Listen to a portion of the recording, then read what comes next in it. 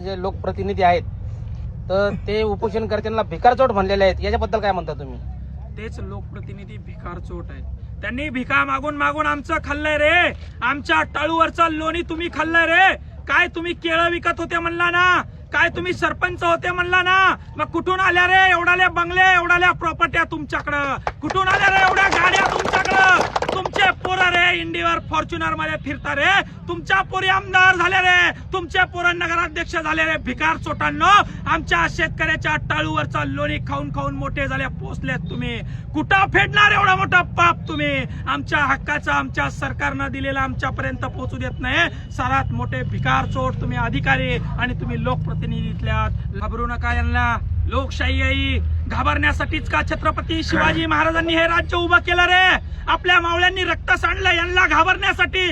या वाळगुंडांना, हे वाळू काढणारे, हे रात्री दारू विकणारे, हे अवैध धंदे करणारे, हे आपल्या आई बहिणींवर वाईट नजर टाकणारे वाळगुंड, यांना तुम्ही घाबरतात का? छत्रपती शिवाजी महाराजांनी काय शिकवलं? डॉक्टर बाबासाहेब आंबेडकरांनी काय शिकवलं? अरे उभे राहा, मैदानात या, लोकशाहीची ही तलवार बाहेर काढून गावागावात इलेक्शनला उभं राहा. मी सांगतोय, पंचायत समितीला उभं राहा, जिल्हा परिषदला उभं राहा. यांची बोकांडी पाय देऊन निवडून या आणि आपले काम आपण स्वतः करा. वारंवार सांगतोय, या भेकडांना घाबरू नका. यांना वजन लागत असेल, अर्जावर यांना पैसा लागत असेल तर नारायणराव, विकासराव, इथून पुढचं आपलं उद्याचं आंदोलन ठेवा.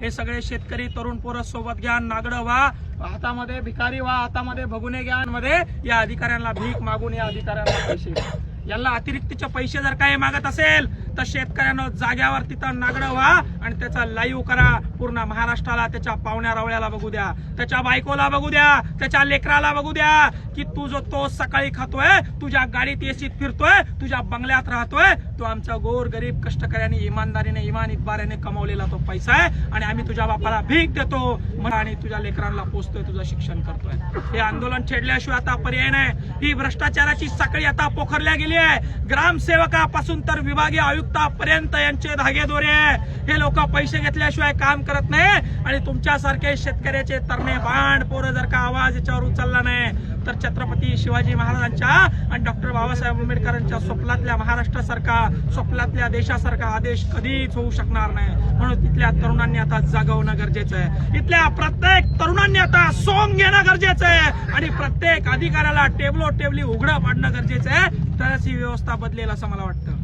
तर नागडं होऊन भीक मागून यांना, या अधिकाऱ्यांना आम्ही पैसे देणार आहे, लाईव्ह करून पैसे यांना देणार आहे. आता यांची लाज या अधिकाऱ्यांची यांनी सांभाळावी. एवढं 30-30, 40-40, 25-25, 10-10, 15-15 वर्ष ड्युटी केली. 10-5 हजारासाठी आपली लाज घालू नका. याच्यानंतर एकही अधिकाऱ्यानं मास्टरसाठी ग्रामपंचायत पासून तर तहसीलदारापासून तर सीओ पर्यंत पैसे मागितले तर त्यांना उघडं पाडण्याचं काम या ठिकाणी आमची संघटना, आमचे तरुण बांधव शेतकरी पोरं या ठिकाणी करणार आहे. तर तसं काही काम पुन्हा एकदा करण्याची गरज वाटते का तुम्हाला? बघा, हे आंदोलन एका माणसाचं नाहीये, ही साखळी एका माणसाची नाहीये, ही पार मंत्रालयापर्यंतची साखळी आहे. मंत्रालयामध्ये 2-2 लाख रुपये दिले तेव्हा 20 लाखाचं काम मंजूर होतं. 20 लाखाचं काम मंजूर झालं, 1 लाख रुपये दिले तेव्हा त्याचं इस्टिमेट, त्याचं MB होतं.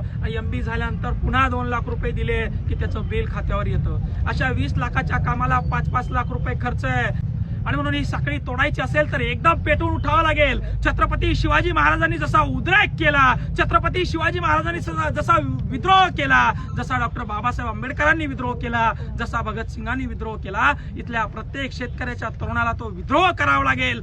तरच यांची मुस्कटदाबी होऊ शकते.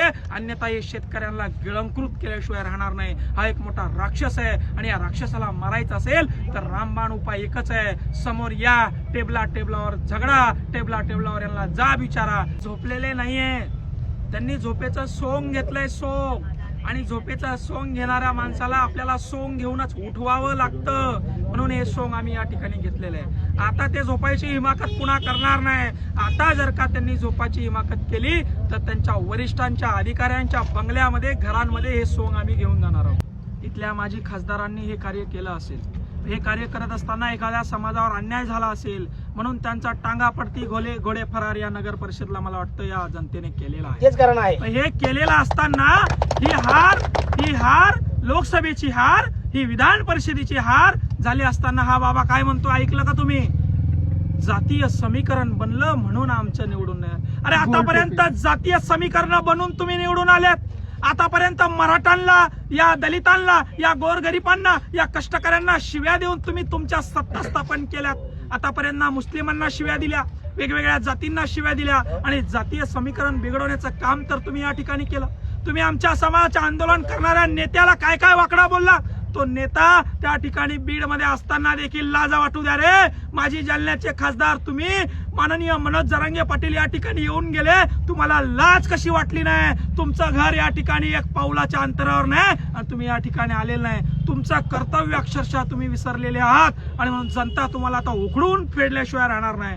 नवीन पर्याय या तालुक्याला निर्माण केल्याशिवाय राहणार नाही आणि नारायण लोखंडेच्या रूपात, विकास जाधवच्या रूपात असे एक ना अनेक तरुण या गावागावामध्ये, तालुक्यामध्ये उभे राहणार आहे. या व्यवस्थेच्या छातडावर पाय देऊन ही व्यवस्था सुधारवण्याचं काम गोरगरीब कष्टकरी शेतकऱ्यांसाठी आता हे तरुण करणार आहेत आणि तरुण हे संघटन या ठिकाणी करतायत आणि त्याचं फळ या ठिकाणी आपल्याला हे दिसून येत आहे.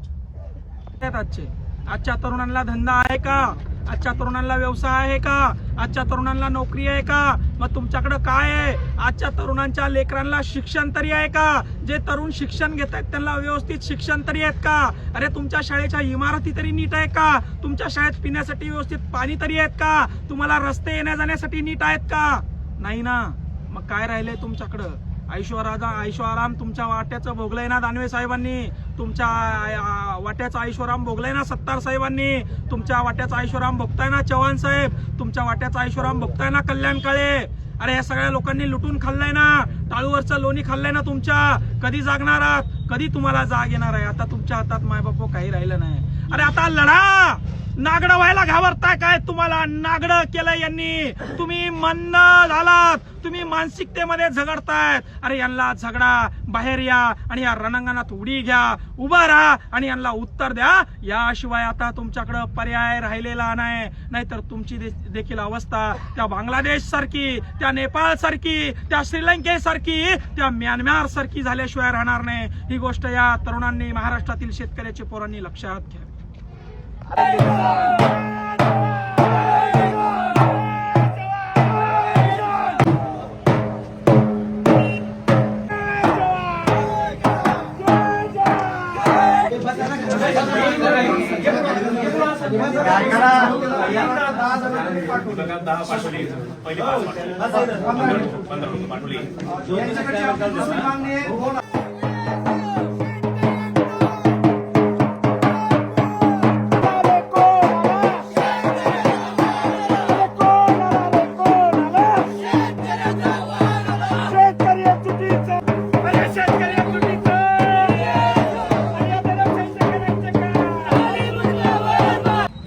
सरकारनं, या अधिकाऱ्यानं झोपेचं सोंग घेतलंय आणि शेतकरी झोपलेल्या